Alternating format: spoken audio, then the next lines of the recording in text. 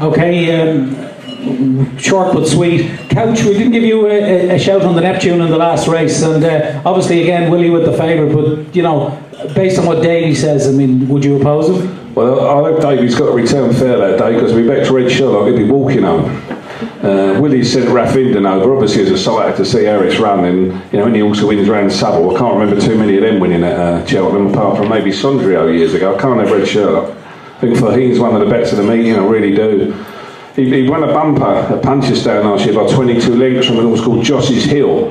It was only half a length beyond Royal Boy. So on that form line, he's got 22 lengths in hand and the second and third favourites. You know, I just can't have it. Bright Hill definitely running the potato race here, Albert Bartlett. And for me, the 3-to-1 is bound to turn up. I think it'll be even money. I've still got, when my kids get to their 18th birthday and open up the old locket where they think all the money is, there's a great big anti-post vouchers with Pont Alexander from last year. It took me a month on the psychiatrist's couch to get over that all. Someone mentioned it again, I started quirking. But honestly, I think Faheen's one of the bets of the festival, and I'll stick him in an each way double with an horse we come to later, and Rob's going to lay us a price. And Couch, obviously, you know, David Piper's a big hand in the Neptune, but he also has a big hand in the Albert Bartlett with a horse called King's Palace, who's currently favourite. What do you think of his chances? I think he'd give Bright Hill a nice lead down to the last, and Bright Hill will motor up the hill. I think Bright Hill's a lazy animal. I know exactly how he feels. I think you see that last year in the bumper where he went off, I think it was 20-to-1 with Ruby on board. Obviously when he works at home, the other Mullins horses probably slaughter in a bit of work, and from what I've seen this year, he just looks a lazy creature. But the two I'm getting the vibes out from Willie are definitely Faheen and Bright Hill, and I suggest you stick them both in an each way double and I'm running no bet. It comes to about 24-to-1, Rob's worked out. I couldn't work it out, but Rob did. Okay, Rob, just go through the betting please in the race if you wouldn't mind, current betting. Yeah, King's Palace is the obvious loser. He's 3 from 3 this season, 2 at Cheltenham. Was 16s, I think, when we initially put him in. 3-to-1 now, and I suppose outside Bobsworth he might be the English banker on the last day. Obviously Briar Hill, the race probably revolves around him. Patrick on Monday night said Briar Hill, if he'd win any of the 3 novices, he's that good. You know, it's sort of common knowledge that he's not a flashy worker, so maybe he's starting to show something at home like he has on the track. But it's a fascinating race. Willie's never won it, and I'd say if Briar Hill runs, you know, the way he won the bumper last year, he looks pretty special. He's never been beaten. He could even go off favourite, I'd say. Well, he can't win them all, I suppose, Andrew Lynch. Willie has had 12 runners in this race in the past and no winners. Now, this is a race that you've won yourself. You won a couple of years ago with Bertie's Dream. I memorably had a couple of small Bobby Twain and myself at 33-to-1. So what's your idea of the winner this year? I can't go past the favourite, King's Palace. You need to out-and-out stayer in this race. I remember when I won it on that Bertie's Dream, there was a horse, a Vika Legionnaire, travelled first well and he just didn't get home. You need to stay in this race. Who was? I'll have a tenner with you. He rode the race, he won it. David Condon was on that Vika Legionnaire. That's why.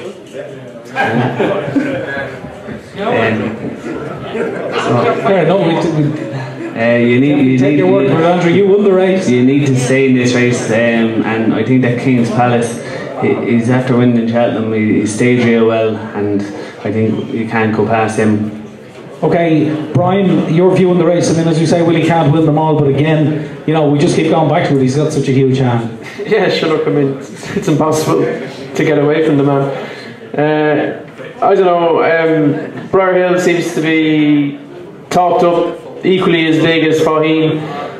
I watched the race at Cheltenham before Christmas. The King's Palace won, and he just struck me that day as a horse that was going to win at Cheltenham. He just jumped unbelievable, and I'd say it'll take a right one to beat King's Palace. So yeah, he won by 14 lengths that day in Cheltenham. So that's yeah, I don't think the form has worked out particularly well, but you know what Tom Scudamore is going to do. He's going to go off like a motorbike rider, and it'll be catch me if he can. So. And the fact that he's been there and done that before will help him. Davey, what's your view on the race? Yeah, I have a fierce fancy for Briar Hill. I think, again, I think it looks fairly obvious that Briar Hill will go for 3 mile and Faheen will go for the shorter trip. And for me, Briar Hill really has everything for this race. He stays very well, he jumps very well, and his form around the track, which is a huge plus. So he's my idea of the winner. As regards something coming in with a bigger price, the horses that are listed here anyway, you couldn't really fancy, like Sure Reef, Urban Hymn, Deputy Dan. Captain Cutter may be a bit of value at 91, being a Grade 1 winner, so maybe we look along the line, but I think it's very hard for Briar Hill to get beaten. Andy, as Davey says, former course form is a huge advantage, but I just look at the stats in this race. 6 of the last 9 winners have raced at Cheltenham at least twice before, so obviously prior Cheltenham experience has been a help, and of course, as we mentioned, King's Palace has that. Yeah, he does, so does Briar Hill though. Yeah, I'd be agreeing with the couch that King's Palace is... they tried to drop him in there one day and he did get nagging, and then the next day they just went and made the running.